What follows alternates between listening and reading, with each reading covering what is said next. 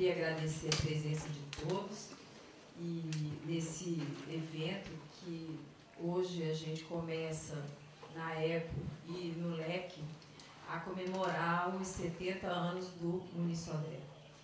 E o LEC, Muniçodré, faz parte do LEC desde o início do Laboratório de Estudos em Comunicação Comunitária.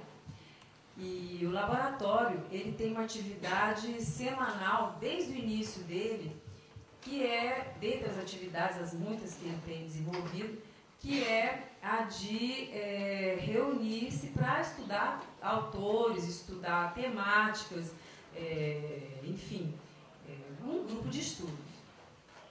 E esse ano, em função também dos 70 anos, toda a obra do Muniçodré vai ser estudada dentro do laboratório. Esse encontro, ele tem o nome de Lecturas e é coordenado no momento pelo doutorando orientando o Muniçodré, Pablo Elier. Essa atividade é uma atividade que a gente valoriza muito, preza muito, e ela, quando a gente instalou ela, uma das coisas que me alegra muito dizer é que eu pensei nesse modelo, nesse formato do laboratório, e o Muniz que deu esse nome, Lecturas, né? Então, hoje, a palestra do Muniz, ela vai abrir essa atividade do ano e é uma atividade dentro desse projeto Lecturas, que é o projeto dentro do LEC. Mensalmente, a gente vai ter uma palestra do Muniçodré sobre um tema, que já foi acordado com ele, então ele já sabe, e semanalmente, não é isso, Pablo? A gente vai ter os textos todos sendo estudados, os textos estão na pasta vizinha da Xerox, vizinha ao LEC. E eu acho que apresentar o Muniçodré, hoje é a segunda vez que eu faço isso, é muito redundante, né? Todo mundo aqui conhece, não tenho muito o que falar, e da outra vez que eu fiz isso eu já me emocionei, então não vou fazer de novo, mas eu queria, hoje de manhã quando eu estava vindo para a ECO, eu me lembrei de uma frase dele, do livro Santo Grito, que foi um livro, quando ele lançou esse livro foi quando eu conheci ele pessoalmente. E tem uma frase onde ele diz, tem duas frases na verdade, a criatura só existe quando deixa a marca. E eu acho que todo mundo reconhece a marca do Muniz, a gente pode atestar que essa marca existe. E não é ele, a dele, que eu peguei também, que eu não sei se ele, como é que ele lida com essa marca, isso é o que ele vai falar pra gente ao longo desse ano, que passarinho não canta por gosto, canta por obrigação. Também é do Santo Gri, e é ele, por gosto ou por obrigação, ele está aqui para falar para a gente hoje. Muito obrigada. Esqueci do título da conferência hoje, perdão.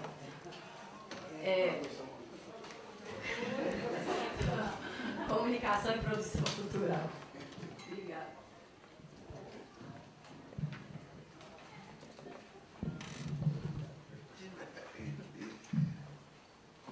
Bom, gente, é o seguinte, o tema me foi dado, na verdade, e eu fiz o dever de casa. Eu fiz o dever de casa. Não é um termo que eu uso normalmente, mas eu percebi que havia um elemento para reflexão aí. Primeiro, olha só, há palavras, eu acho que na esfera dos conceitos, prosperam exatamente no terreno movediço da ambiguidade dessas palavras. Foi assim com cultura. Desde o século XIX, aí podemos lembrar as quase 200 definições arroladas por Kremer e Kluckhoff para a cultura, e tem sido assim com comunicação. Quer dizer, a cultura alternou sempre a ideia, que é uma ideia antropológica, de totalidade da experiência social, ou de rede total de relações de sentido, com a ideia, que é uma ideia sociológica, de dimensão elevada e de crítica da representação. Quer dizer, a cultura como plano elevado da representação. E a comunicação, por sua vez, serviu de ponte para a ideia de democratização e de popularização da cultura. Portanto, desde a década do século passado, nenhuma palavra associada às noções de modernidade, vinculação social, democracia de massa, teve maior penetração no espaço público e comunicação, apesar da conhecida incerteza semântica dessa palavra. Quer dizer, na linguagem comum, é extenso o campo semântico dessa palavra comunicação. Primeiro, você usa a comunicação para falar de meios de acesso físico, por exemplo, estradas, canais. Né? Depois, instrumento de contato verbal, por exemplo, satélite, telefone, rádio, televisão. Também passagem de conteúdos pedagógicos na escola, intervenções orais ou escritas em congressos, da minha comunicação, trocas entre sinapses nervosas, difusão de conteúdos gerais nesse dispositivo que nós conhecemos como mídia. E, além do mais, ideal em troca de compreensão humana. Ou seja, é amplo o espectro de sentido da palavra comunicação. Além de toda essa diversidade de significados, permanece constante uma ideia, que é a ideia de transmissão. Essa ideia é antiga, embora não seja uma ideia originária, na etimologia da palavra comunicação. Então, possivelmente, por esse motivo, eu diria a comunicação interpretada como processo interativo, ela atravessou o século passado e chegou a esse milênio, esse que estamos vivendo agora, tanto na materialidade tecnológica, quanto nas abordagens acadêmicas, como que? Com um modo ampliado de realizar a transmissão de palavras, de imagens, de discursos, de informações, ou seja, a comunicação como um meio de realizar a difusão cultural e, portanto, de estar colado a isso que se chama de produção cultural. Ora, cultura e comunicação. Eu tenho aqui duas ambiguidades, mas duas ambiguidades que são paradoxalmente muito fortes. E tão fortes essas ambiguidades que engendram poder. E engendrando o poder se tornam cobiçados pelo capital. Então, eu penso que é nessa órbita, a órbita do capital, que se chega a uma definição operativa de cultura estruturada por comunicação. É a definição do autor que não é, que eu nem gosto tanto, mas a definição dele nessa ordem é precisa, é o Canclini. Ele diz assim, a cultura abarca o conjunto dos processos sociais de significação, ou de um modo mais complexo, a cultura abarca o conjunto dos processos sociais de produção, circulação e consumo da significação na vida social. Na verdade, essa definição do Canclini é um resumo de vários autores, não é exclusivo. Né? Mas o interesse dessa definição, para mim, não está na suposição de que essa definição dê conta da complexidade da ideia de cultura. Não é isso, desde a Gênese. Em sua Gênese, a ideia de cultura é um signo marcador da diferença da ordem simbólica com a natureza, entre a ordem simbólica e a natureza. Mais especificamente com o biológico. O biológico de um lado e a cultura do outro. Não dá conta essa definição, mas ela se aplica ao que acontece na cultura. Quando hoje a cultura se apresenta como um processo social. Cultura como um processo social, sob a égide da organização capitalista do mundo. Então tem um processo de tal força que a cultura começa a intervir no cultural. Quer dizer, a cultura começa a intervir no natural, a cultura começa a intervir no biológico. Ora, o problema é que a cultura nunca foi realmente um processo social, como coloca ali o Canclini. O que era a cultura antes? Eu diria que era uma dimensão reflexiva sobre os processos sociais, e não um processo social, que visava o quê? O sentido total da experiência humana. E por meio, quase sempre, no Ocidente, do juízo estético. O juízo estético sempre foi uma base da elevação desse plano. Então, nunca foi, portanto, a cultura uma evidência social. Ou seja, a cultura não era uma coisa evidente. A cultura era uma instância que você busca criticamente em determinadas operações de funcionamento da vida social. Então, sempre foi a cultura uma desconstrução crítica das evidências, e não uma evidência, como ela é hoje, quando se diz que ela é processo social. Por isso, a cultura é classicamente concebida como a dimensão de onde vêm os conteúdos críticos da educação. Ora, mas ela se torna processo, e ela se faz evidente quando se cola à comunicação. É a comunicação quem dá essa dimensão processual à cultura. E ela vai se desligando progressivamente a cultura do campo educacional e vai assumindo as formas de um esteticismo produtivista. Quer dizer, para quê? Para ser democratizada. Para se democratizar. É o que está ocorrendo nesse momento.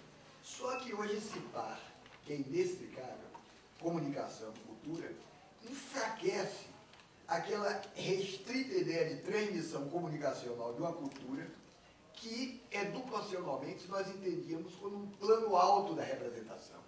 Por quê? Porque hoje ela se expande para além dessa imprecisa difusão cultural, em vista da evidência de um outro sentido para essa comunicação genérica hoje que está subjacente ao campo eletrônico. Quer dizer, o sentido da comunicação como tecnologia eletrônica materializada nos dispositivos nômades da comunicação.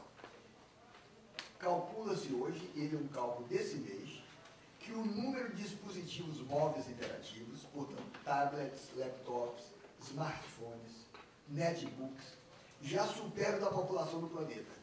Portanto, nós temos mais de 7 bilhões de dispositivos interativos no mundo. Eu diria essa humanidade, ou essa cultura humana, definidas pela transmissão e pela difusão eletrônica, eu diria que cria novas perspectivas de interpretação. Para isso se fica chamando de cultura. A humanidade eletrônica, uma humanidade atravessada pela eletrônica, cria novas perspectivas de interpretação. Para começar, transmissão e difusão são sentidos muito próximos daquilo que o Volton chama de comunicação funcional. Comunicação funcional são as necessidades de comunicação das economias, das sociedades abertas, tanto para as trocas de bens e serviços, quanto os fluxos econômicos financeiros, ou os fluxos administrativos. Então, em oposição a esse direcionamento de eficácia e de interesse, se acha o ponto de vista dos valores. Esse mesmo autor chama de comunicação normativa. Essa comunicação normativa é, na verdade, a vontade de trocar para compartilhar uma coisa em comum, a vontade de compreender. Então, a palavra norma aí não designa, não quer dizer um imperativo, não. É o ideal perseguido por cada um. Então, o horizonte dessa comunicação é a vontade de compreensão mútua. Pois bem, há uma outra terminologia, Tiago, também, que o Bernard Miech, aquele belga, apresenta, que é interessante. Ele fala comunicação e informação. Comunicação traz informação. Isso é alguma coisa que começou a desenvolver no meio do século XX, que nós temos chamado de comunicação mediatizada. Quer dizer, de certa forma, você não pode separar isso da comunicação humana, da compreensão. E ele disse, ó, no início eu comecei a chamar de comunicação moderna, mas hoje prefiro tratar como comunicação e informação, pois acredito, quer dizer, ser necessário articular o processo de comunicação e informação. Ele diz, a comunicação não pode ser considerada por si só, pois há muitas maneiras de enxergá-la. Pois bem, essas duas caracterizações servem, no meu entender, para assinalar o equívoco que eu acho que há entre a distinção entre sociedade da comunicação e sociedade da informação. Quer dizer, de certo modo, é uma distinção análoga à distinção que é elitista entre alta cultura e cultura massificada, como se fossem etapas diferentes do mesmo processo evolutivo. Comunicação de um lado e informação do outro. Na verdade, as suas noções sempre coexistiram, comunicação junto com informação, mas quando você cola a informação, a ideia do funcionalismo predominante, parece desaparecer aquela comunicação que existia nas tradicionais mediações simbólicas, aqui, como aqui nós fomos criados, que é linguagens, leis, costumes, a política, as formas culturais diversificadas.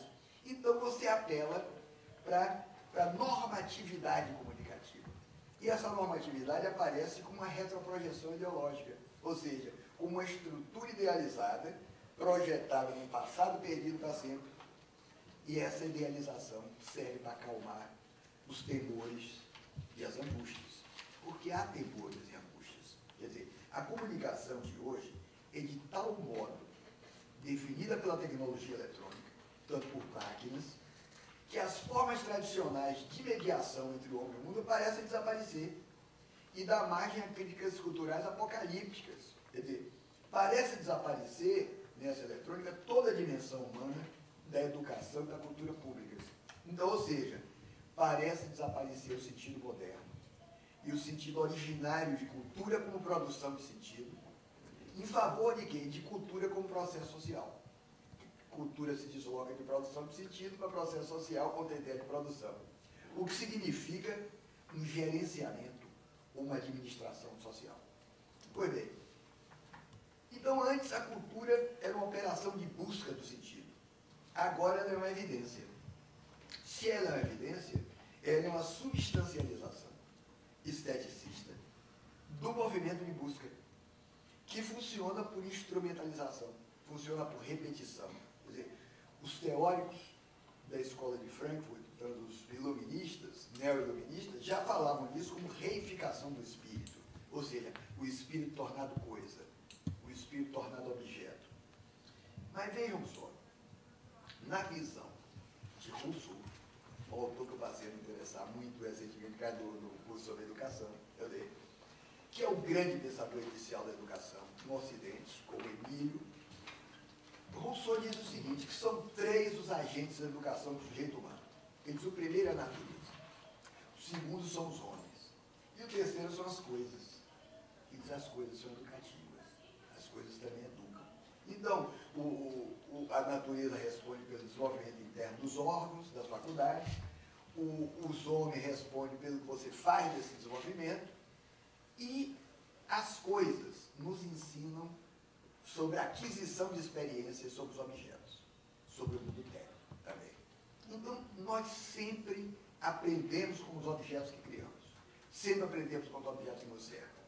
E, naturalmente, esse objeto pode mudar de natureza, pode mudar de alcance, frente ao sujeito, de acordo com a proliferação dos dispositivos técnicos, como está acontecendo hoje, onde eu diria a interação intersubjetiva, a interação entre pessoas, abre cada vez mais espaço para relações interobjetivas, para uma interobjetividade instrumental, em que os objetos se comunicam entre si, se comunicam com as pessoas, e para uma interatividade social, em que os indivíduos interagem aceleradamente por meio da tecnologia eletrônica. Então, nesse quadro, até aquela tradicional interação escolar pode ficar atrás do milho chamado internet hoje.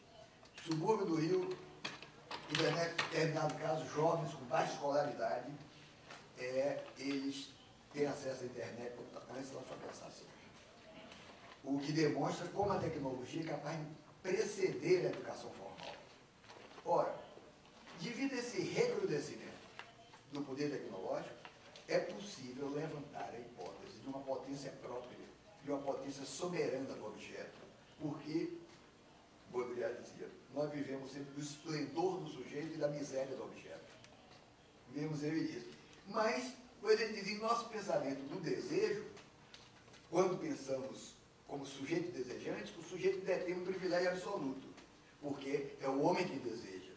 Mas tudo se inverte quando se passa um pensamento da sedução, que era a ideia do Baudrillard. Isso aí não é mais o sujeito que deseja, é o objeto que seduz. Portanto, tudo parte do objeto, tudo retorna ao objeto, como tudo parte, você vê Baudrillard, da sedução e não do desejo. Ora, Simmel também fazia indicações muito precisas nesse sentido, embora numa linha diferente de argumentos. Para Simmel, a separação das coisas entre um estado natural e um estado puro é uma metáfora. Ele diz porque o homem seria tão cultivado pelos objetos, em sua interação com os objetos, quando se supõe que ele cultiva o objeto com soberania. Então, nós somos movidos pelo dualismo radical que impregna o pensamento ocidental. Nós somos levados a supor que no princípio esteja a natureza, no sistema natural, separado da convenção, que chamamos de cultura. Mas a realidade é que o artifício do objeto, o artifício da técnica está aí desde o começo. E está enquanto possibilidade de desenvolvimento da inteligência, enquanto possibilidade de desenvolvimento da racionalidade, de tal modo que o artifício se converte progressivamente numa naturalização que integra o meio ambiente habitual e o meio ambiente doméstico do indivíduo. Então, como se fosse a segunda natureza, se diz que a segunda natureza é o hábito, a segunda natureza, a tecnologia é uma terceira natureza. É uma terceira natureza, porque a tecnologia se desenvolve também caoticamente, quer dizer, sem teleologia, dentro da dinâmica industrial, dentro da dinâmica empresarial. Então, cada novo instrumento, cada nova técnica, cada nova dispositivozinho desse chato que nos vendem, amplia por extensão, ou amplia por duplicação, o espaço humano. E amplia o espaço humano aumentando a espessura do envoltório protetor da corporeidade, mas também contribuindo para tornar mais importante, às vezes, as formas protetoras do que o protegido. Ou seja, a forma protetora pode ser mais importante do que o protegido. Você vê hoje o horizonte tecnológico que está vislumbrado aí na web semântica, o computador falante, o computador compreensivo, embora isso ainda tenha muito distante, oferece uma perspectiva para o objeto compatível com as especulações sociológicas e filosóficas que fazem do objeto sujeito, o que aproxima o objeto da condição de sujeito. Portanto, a pergunta aqui é o seguinte: seriam reais os riscos de inversão dessa relação sujeito-objeto? Seria essa inversão sinal da morte da cultura? Essa é uma questão que eu queria responder. E para responder essa questão, eu contei, uma vez em aula, eu vou contar duas pequenas histórias da doxa oriental que chamam a atenção para essa inversão. A primeira história se atribui a Lao Tse, e é lá do esforço que faz um velho para tirar água de um poço e depois transportar essa água em baldes até a casa dele.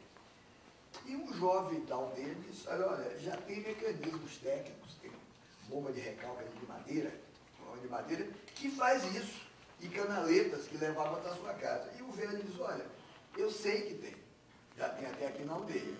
Ele disse: mas a utilização dessa técnica depende de um coração técnico, que eu ainda não tenho. Essa é a primeira história. Na segunda história, um mestre zen, havia encarregado o discípulo de cultivar arroz.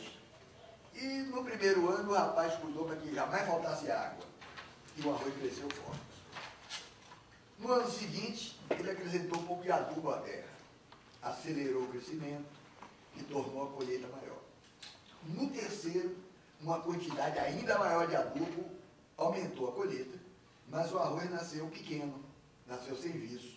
E o mestre disse: olha, se você continuar aumentando a quantidade de adubo, você não vai colher nada de valor. Você fortalece alguém quando ajuda um pouco. Você enfraquece se ajuda em excesso. Ora, são duas anedotas diversas que falam de uma mesma coisa.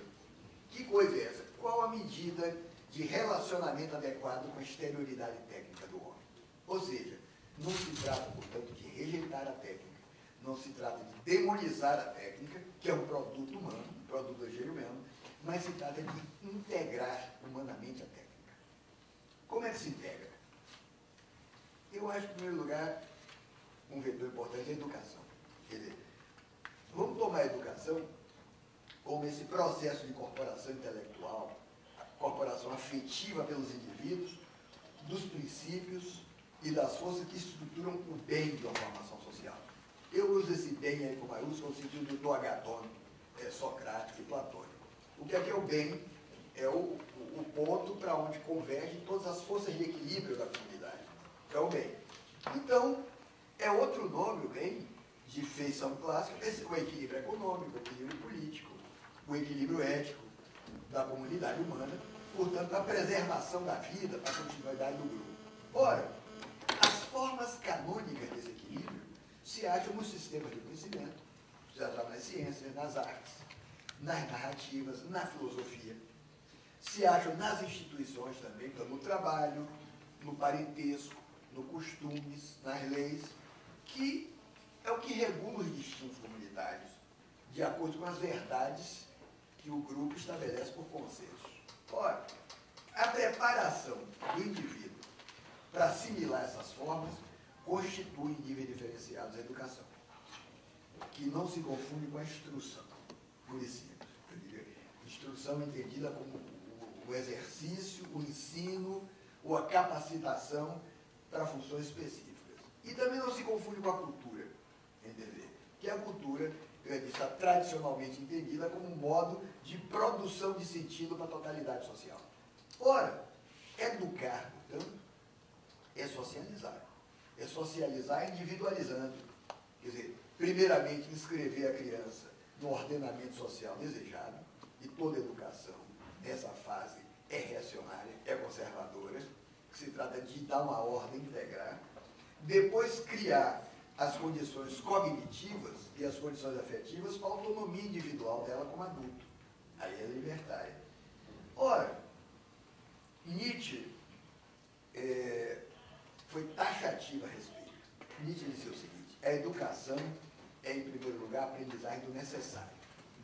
Depois da mudança do variável. Se conduz o jovem na natureza, ele diz, se mostra a ele em todo lugar o domínio das leis, em seguida as leis da sociedade civil. E aqui se coloca a questão decisiva. Isso deveria ser assim? Pouco a pouco se teve iniciado a história para entender como se chegou até aí. Mas, ao mesmo tempo, se aprende que isso pode também tornar uma coisa diferente. Qual é o poder dos homens sobre a coisa? E Nietzsche diz, essa é a questão de toda educação. Pois bem, eu diria que no cerne dessa aprendizagem está a enunciação crítica. A crítica é um modo de ler a realidade. Eu digo isso que hoje é uma certa sociologia cotidiana de um amigo meu, Michel Maffezolini, que eu gosto muito. Mas ele é contra a crítica. Eu acho que uma visão de crítica é como apenas julgamento. Na verdade, a crítica é um modo de ler a realidade. E mais precisamente, de aprender a ler a realidade. Sem esse aprendizado crítico de leitura da realidade, toda educação é inócua. Toda educação é inútil. Então, o porquê? Porque a leitura é capaz de mostrar o real para além de toda a realidade. Quer dizer, mostrar o real para a pletória de outras possibilidades. É isso que Nietzsche chama o variável, a mudança variável. Então, a tradição intelectual brasileira arrola, no passado, notáveis pensadores críticos, dois dos quais amigos, tive a honra de ser amigo, Caio Prado Júnior, Raimundo Fauro, Florestan Fernandes, Ottaviani, foi meu amigo. Aliás, foi da Banca do Márcio, aqui comigo, chamado Bruno. Francisco de Oliveira, Milton Santos, de quem eu tive a honra de ser secretário, aos 16 anos, Celso Furtado e Paulo Freire. O trabalho científico dessa gente, é preciso chamar a atenção dessas pessoas de novo, inclui educacionalmente a ética e a política como meio de transformação social, sem jamais perder de vista a singularidade da formação nacional. Pensadores críticos. Ora, essa é a primeira coisa da educação. Como se integra, da segunda maneira? Fazendo a interface da tradição com o moderno. Entendeu? Aquilo de que realmente se trata é de promover educacionalmente a interface da tradição com o moderno, levando em conta o seguinte: todo e qualquer grupo diferenciado, do letrado ao analfabeto, do letrado ao ágrafo, tem alguma coisa a ensinar. Se não ensinar sobre si mesmo, ensinar sobre o outro. Todo mundo nos ensina. Não é apenas o letrado, não é o culto, não é o intelectual. Nós aprendemos muito com as crianças, ainda não letradas, e aprendemos com os analfabetos, aprendemos com os ágrafos. Então, nesse horizonte intercultural, a escrita e a leitura, que secularmente são códigos muito rígidos e severos em padrões europeus, se obrigam a transformar em processos mais tolerantes, em processos culturalmente solidários. Aquela frase do Ferreira Goulart, que eu retomo aqui, a crase não foi feita para humilhar ninguém, a leitura não foi feita para humilhar ninguém, a escrita não foi feita para humilhar ninguém, ela não tem humilhado, ela humilha, às vezes é humilhante. Então, a mutação tecnológica, a meu modo de ver, é um pretexto histórico para você repensar essa rigidez, para você repensar as formas de dominação que sempre acompanharam a escrita. Por isso, É culturalmente insuficiente essa inclusão digital dos sujeitos presumidamente excluídos, se um processo dessa ordem só repete no domínio da eletrônica a manipulação das classes populares que a alfabetização e a escrita do passado fazia. Quer dizer, distribuir tablet e computador para a escola é inútil se não há qualificação professoral para isso. Escola, a questão central da escola é o professor. O resto são instrumentos complementares.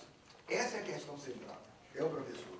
Então, o digitalismo eletrônico, considerado apenas em si mesmo, não constitui um ambiente extraescolar. Né? Então, eu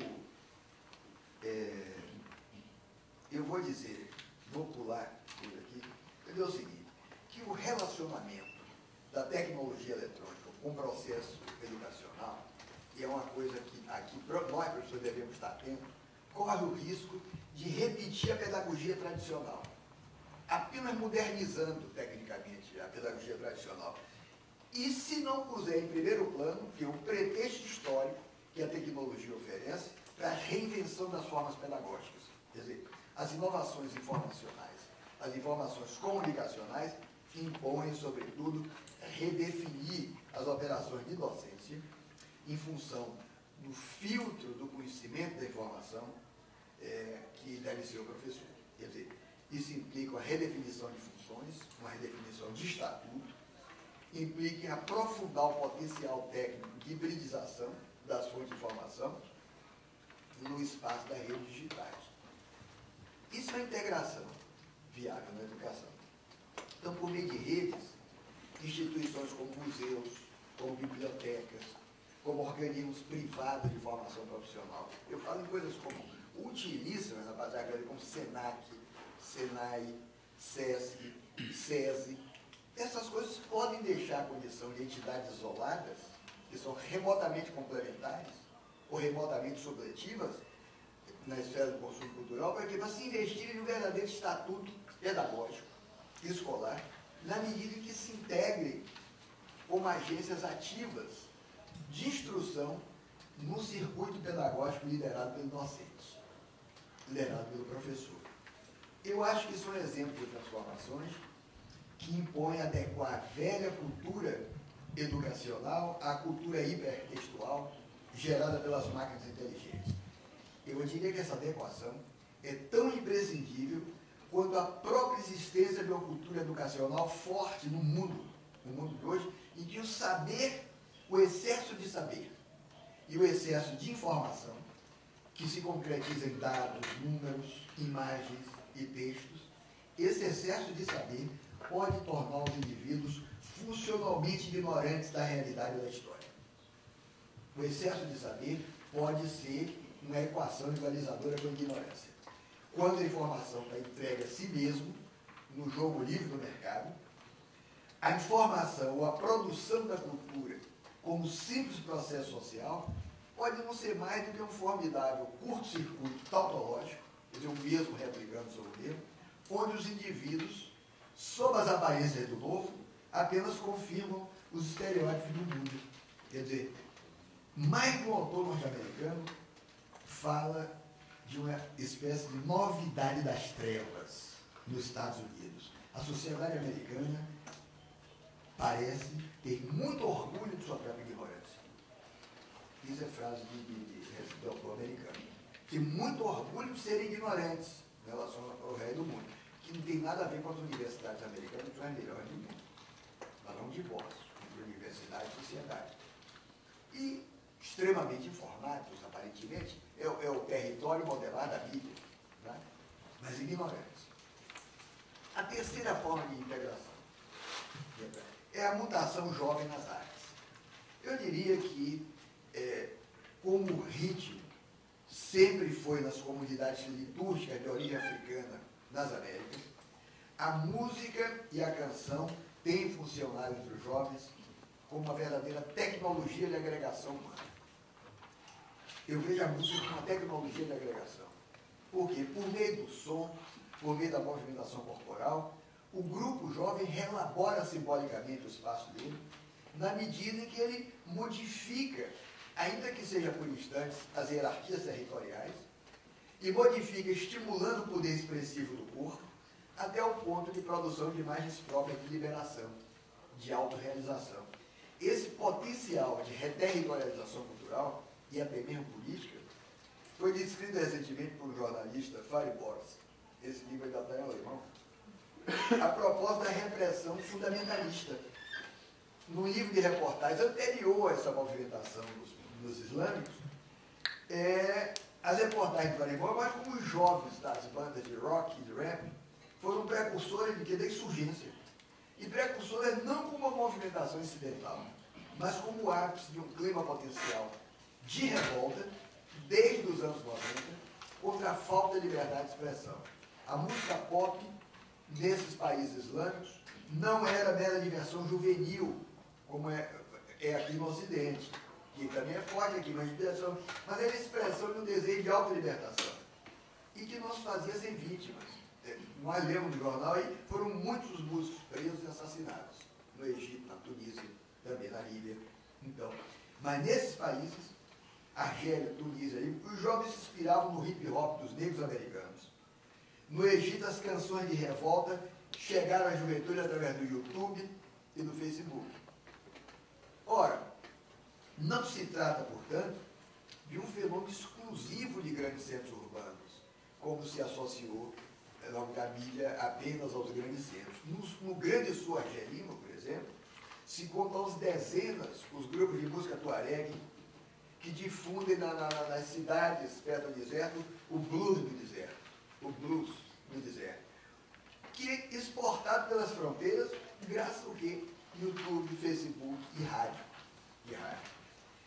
Com guitarras elétricas, com trajes tuaregues, esses grupos há muitos anos, vestem os ritmos tradicionais, ritmos antigos de mais de 5.000 anos, com arranjos de rock, de folk, de blues, produzindo uma nova sonoridade, que no caso aí do deserto marroquino, argelino, chama-se Tindi, T-I-N-D-I. É um novo gênero que dissolve ou hibridiza as influências trazidas pela mídia na forma rítmica do tuareg, e a dança do Tindi é calcada no passo balançado do cabelo. Se dança como cabelo. Isso está conquistando a juventude no deserto. Então, na vida cotidiana dos países árabes de hoje, sob esse influxo globalista das redes eletrônicas de comunicação, a velha diretriz cultural religiosa dos velhos clérigos, dos imãs, que dizem o seguinte: olha, a forma correta de afirmar um interesse comum, o imã islamita diz isso, é dando conselhos. Por quê? Porque a Sharia, que é a lei islâmica, diz que é dando conselho. É dando conselho que você resolve o problema. Mas isso não tem mais força. Num país onde quase 3/3 da população tem menos de 30 anos. E essa gente encontra nessa contratradução rítmico-musical do mundo a forma príncipe de expressão de comunicação. Eu diria que há alguma coisa, vamos rir, baiana, nessa contratradução. Quer dizer, alguma coisa ritualística, em que a palavra nasce análoga ao puro som, como se a palavra fosse uma presença física singular, quer dizer, uma palavra que é proferida na intenção do outro, para desaparecer em seguida, para renascer, sempre renovada nessa repetição que implica o rito. Então, há uma potência de movimentação, uma potência de transformação que aciona a palavra som e emerge no grupo como êxtase, onde a música está virtualmente implicada, mesmo quando ela não se faz presente, ela está implicada. Por quê? Porque a música pode se apresentar como real ou como virtual. Então, o que é uma música virtual? São as primícias físicas, as primícias corporais de um canto. Quer dizer, descendo para nós mesmos, com a música, são os grandes movimentos cósmicos que nós encontramos e que nós esposamos. Quer dizer, a música é criação de real estado selvagem. Por quê? Porque a música não tem comentário, ela não tem réplica. Ela pode até ter, mas não precisa. Ela cria o seu próprio real. Então, é por isso, nós podemos levantar a hipótese, como faz Peter Glenning, de que a música, quando se beneficiou de todas as inovações tecnológicas, ela atingiu na contemporaneidade uma posição de supremacia frente às demais práticas artísticas, frente à literatura, frente às artes plásticas, frente ao cinema, frente ao teatro. Mas olha o Brasil dos últimos 40 anos, 30 anos, onde a música efetivamente foi a arte no espaço público. Depois eu diria o cinema, o teatro está lá atrás. E a literatura, claro, não é nem mais literatura do passado, porque a literatura contemporânea, os nomes são muito chatos. Né? Então, sem fazer distinções culturalmente hierárquicas entre a música erudita e a canção popular, se atribui aos grandes nomes da canção mundial, que são os popstars, uma capacidade de influenciar mudanças políticas, sociais, culturais, sem paralelo com outros artistas. Isso é uma posição do Glenning. Eu matizo isso um pouco. Né? Eu acho que esse posicionamento pode ser discutível, mas o fato é o seguinte, que a música tem uma potência de automodelagem. E nessa potência de automodelagem, ela se faz mimese. Mas não mimese na acepção platônica de cópia, nem de imitação. Há uma acepção de mimese que não é platônica, é a acepção aristotélica. Porque na mimese aristotélica, e Aristóteles, mimese é jogo. E jogo se entende como criação, também se entende como proeses. Portanto, a mimese como uma forma vívida de você fazer experiência da realidade. Ou, kantianamente, no Kant de reflexionen, ele diz, o jogo é uma ocupação que é agradável por ela mesma e para ela mesma. Portanto, Kant diz, é de Kant, jogar na ausência de espectadores humanos passaria como loucura. Tudo isso tem, pois, uma relação essencial com a sociabilidade. E aquilo que nós mesmos experimentamos de imediato, inteiramente, é secundário. A comunicação, é frase textual de Kant, e reflexiona. A comunicação e aquilo que a partir daí se reflete sobre nós é a única coisa que nos atrai. Ora, nessa conjuntura, eu volto, portanto, ao tema e ao dever de casa, se me deram com a expressão produção cultural. Eu diria que a expressão produção cultural me parece um pouco boxa, me parece um pouco deslocada. Porque a cultura só se define como produção se ela é apenas aquele processo social que falava Canclini. Portanto, mera repetição do já dado, mera repetição da evidência, para fim de gestão do social, para fim de administração social. Nesse momento, em que a tese falaria, eu já me dei esse tema, em que o outro lado disso tudo é a financiarização do mundo. O mundo como ideologia financista. Então, para se manter a ideia de cultura, em tudo isso que se faz agora, dentro e fora da cadeia produtiva dos bens simbólicos, talvez seja necessário redescrever a noção de cultura. E redescrever na direção de sujeitos coletivos. Não mais aqueles geniais criadores individuais, mas na direção de coletividade, onde a estesia, quer dizer, a esfera sensível da beleza, a esfera sensível da alegria, pertence a todos e não a fração de classe especializada. É uma outra visão. E é isso que está se vislumbrando no horizonte de criação por meio das novas tecnologias. Ou seja, o original está dando lugar à cópia, a potência de transmissão do fato é maior do que o fato, os softwares gratuitos fazem do público esse potencial emissor. Então, talvez seja ainda possível a formação de uma instância que nos submerja na produção mercantil de conteúdos, o que se produz, em favor de uma dimensão cultural propriamente crítica. Ainda não apareceu nessa produção cultural dominante. Aí diria o Caetano Veloso, ou não. Ou seja, Clifford Geertz, ele advertiu o seguinte, uma coisa interessante, olha, em matéria de análise de cultura, é preciso atentar para a percepção dos sujeitos envolvidos e não trazer uma ideia próxima e colar. E tudo isso que se faz atualmente pode ser percebido como cultura, pelos envolvidos. Todo mundo busca cultura para falar de qualquer coisa, fazendo cultura ali. Então, aí eu diria, é urgente talvez mudar os critérios tradicionais de análise, se for esse ou não, velociano, né?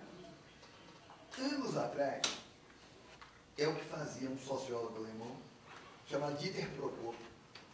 Não se lê ele aqui, mas está traduzido em português pela Ática. Teve aqui na ECO, aliás. Andei muito com ele aqui no Rio. Se fosse, contaria uma ida nossa em Santa Teresa, onde ele abusou da caipirinha e voltou de 4. Mas um cara muito interessante, realmente. Ele procurava, o Prokop, romper com o pessimismo radical da teoria crítica da Escola de Frankfurt, introduzindo a noção de, ele falava de espontaneidade produtiva, como o quê? Com uma possível produção cultural emancipatória. Ora, ele tentava, com esse tipo de visão, paralisar a crítica ideológica a conteúdos considerados alienantes, que é a diversão, que é o entusiasmo, que é o devaneio, que é o baile, que é a festa. Por quê? Porque estarem ligados à consciência popular. Aí já eram considerados alienantes. E ele propunha chegar a um modo de tratamento das experiências do cotidiano, um modo que enfatize a força da sociedade civil, eu diria, e que valorize, digamos, as virtualidades do pluralismo de grupo, as virtualidades do pluralismo grupal. Eu acho que nós estamos talvez assistindo a um arremedo dessa coisa aqui no Rio de Janeiro, com as pessoas na chamada periferia produzindo o hip hop, o funk. Eu não sei ainda qual é a instância efetivamente crítica e global e produtiva que isso possa ter, mas se produz muito. Quer dizer, há uma nova voz coletiva que parte dos subúrbios, e subúrbio no Rio de Janeiro é tudo que acompanha a linha do trem. Não é uma maneira de ver subúrbio, acompanha a linha do trem. Ao longo da linha do trem, há uma nova voz, há um novo pluralismo, uma nova pluralidade que vem nesse sentido que falava o Prokop.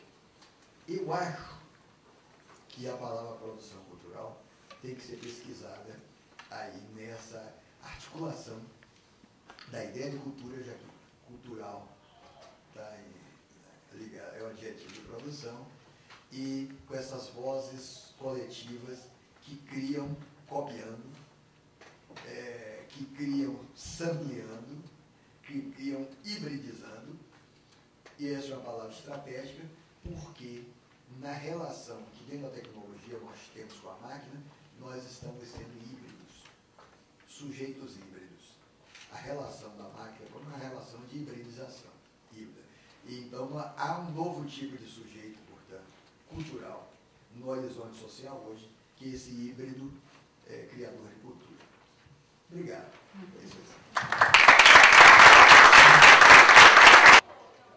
Quando o senhor vê isso também mais como um processo de neutralização, ou essa tentativa de trazer a periferia para o centro, na verdade, não é isso? E a outra é em relação ao seu sociólogo alemão da espontaneidade produtiva. Eu vejo também muitos colegas, músicos, poetas, falando, poxa, tem lá meu blog, botei lá no MySpace, não sei o que e tal. Pô, tá certo, ninguém me lê, ninguém me ouve, mas de qualquer maneira eu estou, assim, fazendo isso espontaneamente. Não é um blog pago, não é nada, mas enfim, sinto colocando minha obra para fora da gaveta, enfim. E se isso tem a ver, e outra coisa que esse dia, se a arte, assim como a política, porque muita gente se ressente que dentro do... não existe mais uma voz de resistência na MPB, alguma coisa de atitude, que assim como a política também, ela se moldou, né, com uma certa frustração com o PT. Bom, com relação à primeira, claro, há nesse momento uma certa tentativa de constituir a periferia econômica, a exclusão econômica como um parceiro da classe média, principalmente aqui no Rio de Janeiro, mas em todos os lugares. Eu acho que, por um lado, isso encobre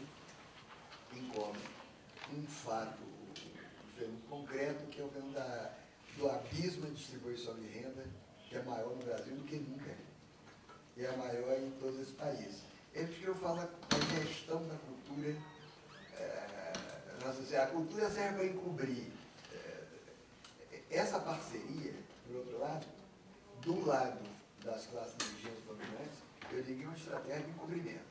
Mas, por outro lado, é também uma estratégia, é uma demanda dessas classes que vem por sua voz trazida ao público, é inevitável. Ela é inevitável.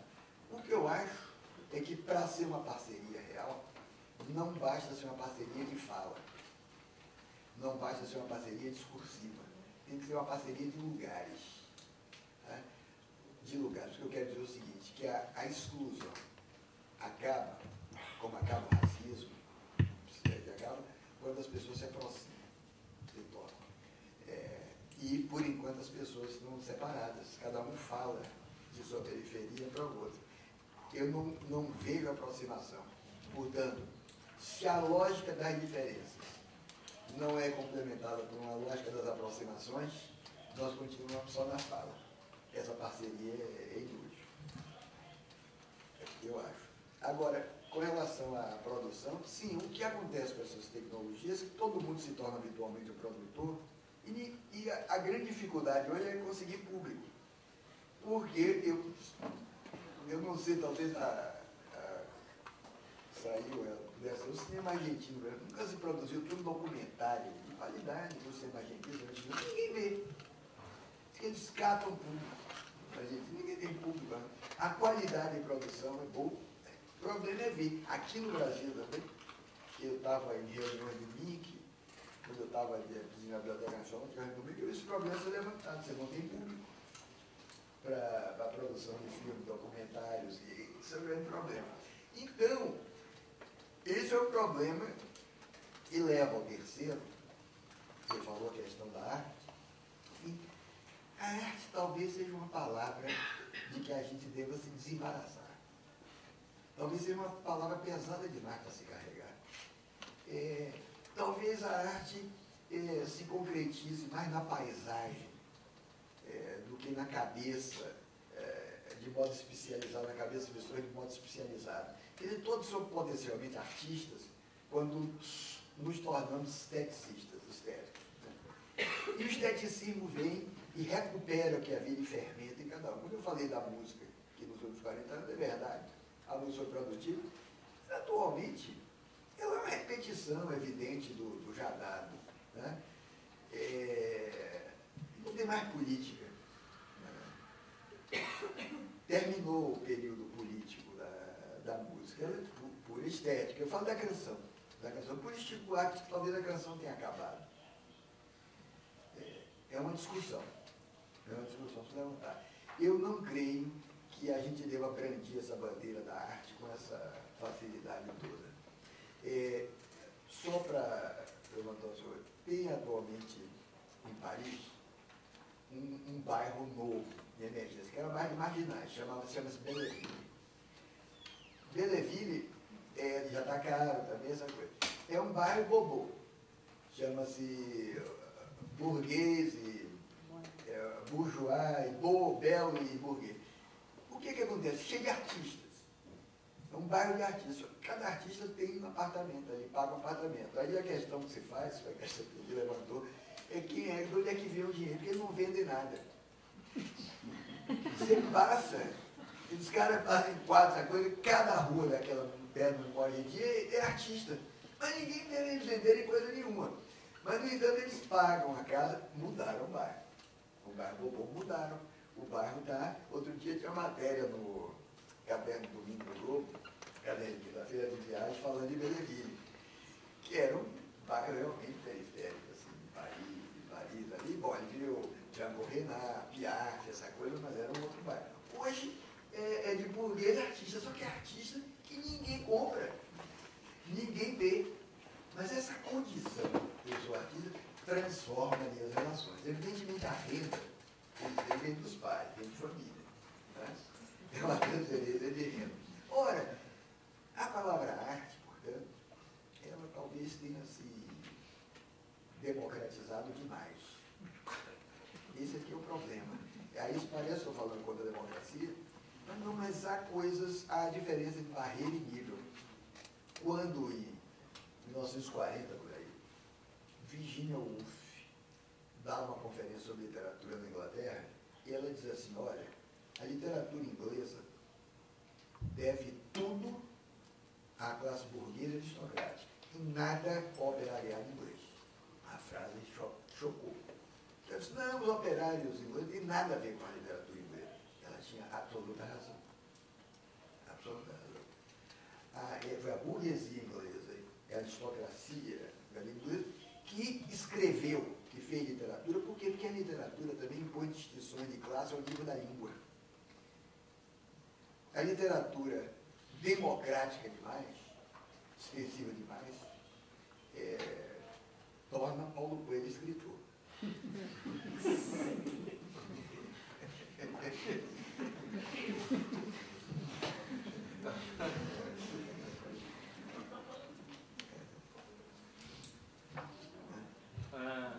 Se não pudesse explorar um pouco mais essa questão da dualidade existente nas novas tecnologias, ou seja, o eventual potencial emancipativo delas, mas, por outro lado, o risco delas aprofundarem uma dimensão de reificação já presente na era da comunicação de massa originária, ou seja, no seu conceito de mídia expresso na antropológica do espelho, aparece aquela questão de que a mídia não é só o dispositivo, mas o uso que se dá a ela. Então, nesse sentido, em que medida essas novas tecnologias, ao permitir uma superprodução, podem aprofundar as questões de efemeridade, de banalização. Então, esse problema da dualidade visto sobre esse seu conceito de mídia expresso lá no antropológico. Eu acho que essa emancipação,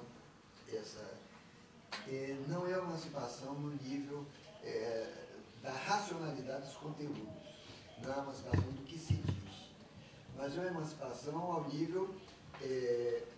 no nível da posição do sujeito que fala. Quer dizer, você pode falar dentro de uma posição racionalista, e procurar mudar as coisas pelo conteúdo que você diz, ou você pode simplesmente, por falar, mudar a coisa, falar qualquer coisa. É por isso que a canção pode ser, em determinado momento, transformadora. Ou seja, você passa do racional argumentativo para o sensível. Porque esse conceito da divina que você falou, que eu trouxe na antropologia, eu acho que ele é complementado desse livro Estratégias Sensíveis, mostrar o seguinte, na verdade, com a tecnologia, que veio de uma argumentação dura e rígida, quer dizer, toda essa tecnologia que nós movimentamos hoje, até dias atrás o Dória, que é o professor da escola, estava falando disso no Globo. É a materialização de uma matemática complexa, obscura.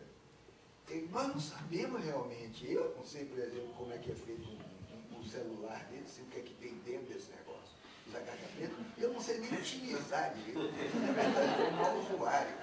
Imagine saber como é que é feito, ou o iPad, o computador não sabe, são equações complexíssimas, materializadas, postas em matéria. Ora, no entanto, paradoxalmente, isso que veio de uma argumentação da racionalidade, que é a racionalidade da matemática, de equações, nos induz a nos portar com ele, não argumentativamente, mas sensivelmente. É essa lição do cinema, essa própria lição da televisão, é essa lição da internet. Ou seja, que nós estamos entrando num paradigma, não paradigma da razão argumentativa, mas o paradigma da razão sensível. Do sensível, por isso que a música é tão importante. E esse sensível foi abandonado na história do Ocidente quando, nas leis, Platão separa paideia, cultura racional, de paidia. Paidia é jogo. Essa separação o Ocidente levou a sério. Botou a paideia de um lado, a paidia do outro. Só que nós nos divertimos sempre, nós gostamos mesmo de jogo, de paidia, do sensível. Ninguém ama o outro por argumento racional. Você só é tão sensível. Os instantes essenciais da vida são na ordem do sensível. Isso está entrando por pressão da tecnologia. É a pressão da tecnologia. Nós deveríamos rever até esse juízo negativo que se faz com a televisão. Eu, pessoalmente, do ponto de vista do conteúdo, televisão para mim é lixo cultural reciclado, eu acho. Mas eu acho que esse é um julgamento antigo também sobre televisão. Porque o que está em jogo ali é uma outra lógica de sedução, de emoção, de convencimento, que não foi devidamente talvez trabalhado na escola, trabalhado educacionalmente. Como é que uma novela que você já sabe o fim, que os autores é tão atraente? Eu não consigo, né? Mas quando eu começo a ver, é aquela do rei, do rapaz, do jesuíno.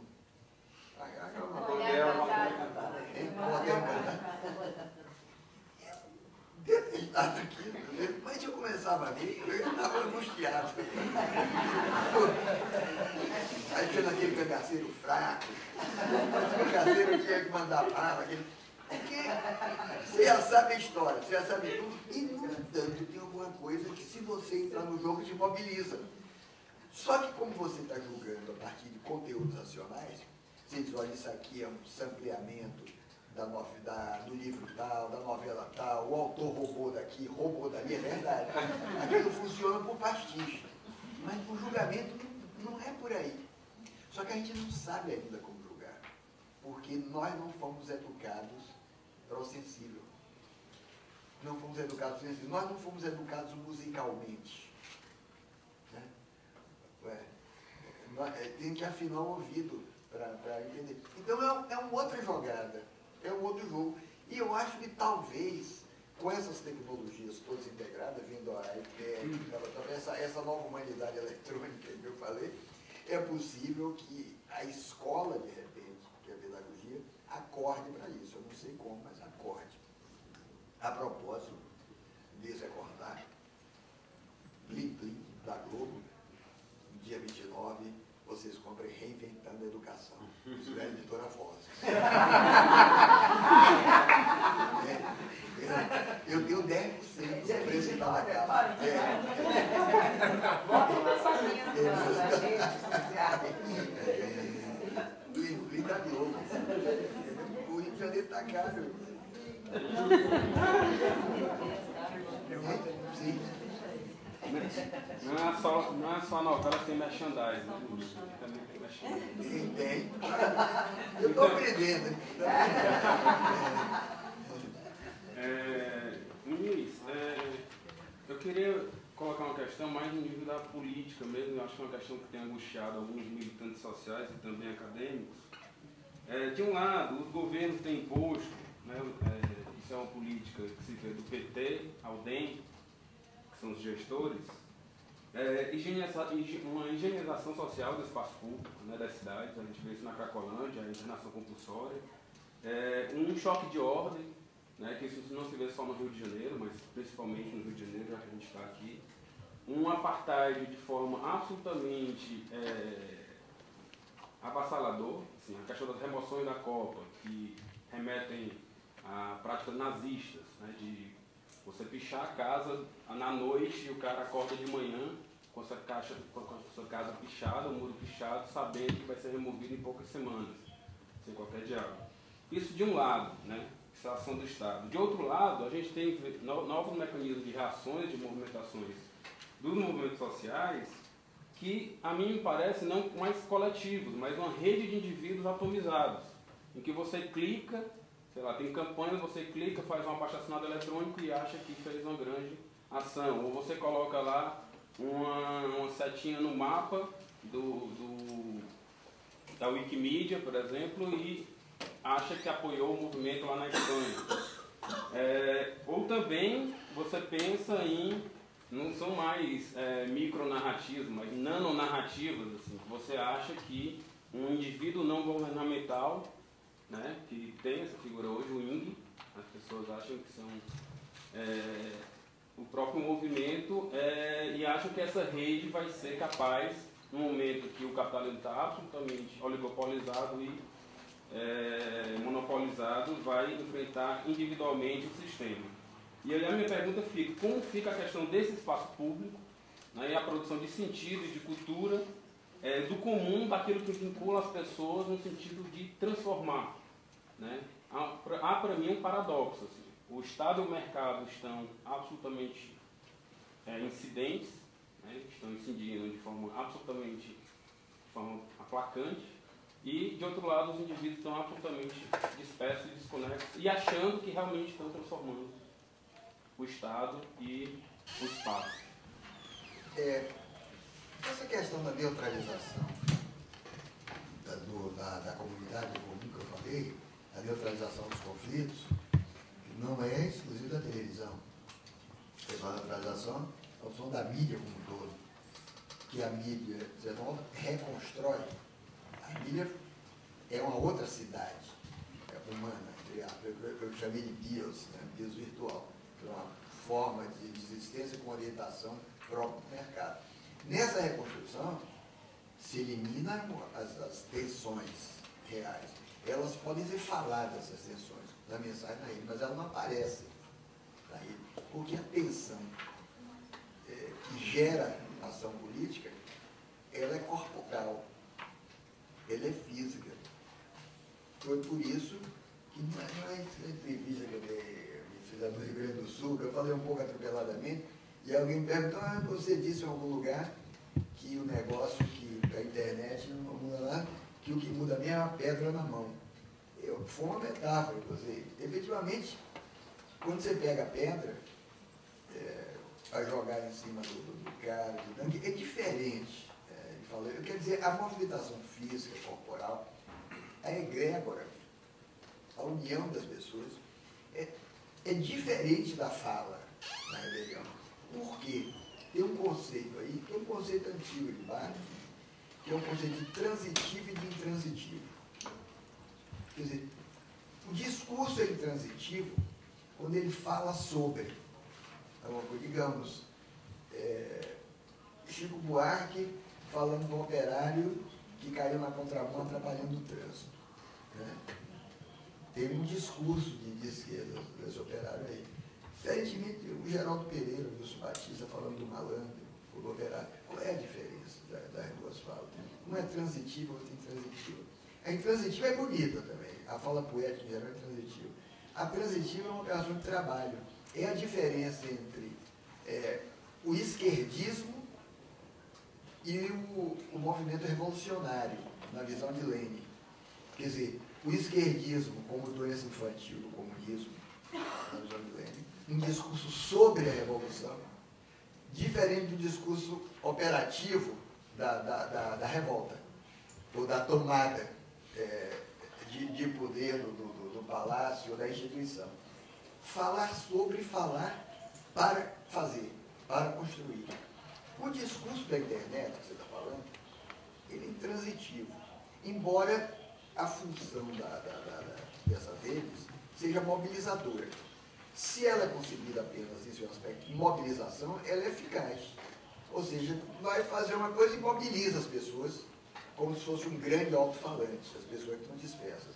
Mas ainda não se fez a recuperação política desse poder mobilizador, porque é grande demais a rede. A rede é grande demais. E são vários os discursos de mobilização dentro dela. Eu diria que, como um todo, a mídia e as tecnologias, apesar de minha visão também positiva aqui sobre ela, são desmobilizadoras da movimentação social real, no sentido de tomada de poder. Isso não é mais possível. Tem movimentações tópicas, pontuais, mas não é mais possível. Isso obriga a repensar o que é o ativismo social hoje. Tem que pensar. Ele é cada vez mais necessário. Mas as formas antigas de ativismo social já não tem muito efeito. A sociedade brasileira não se dá conta, por exemplo, com relação ao sindicalismo, é impressionante, que o sindicalismo começou a morrer no Brasil, começou a ter aí para trás, quando o senhor Fernando Henrique Cardoso quebrou a espinha dorsal do sindicalismo brasileiro, sufocando a greve da Petrobras. Foi um grande serviço que o Fernando Henrique Cardoso prestou às classes dirigentes do Brasil. A primeira grande porrada do sindicalismo.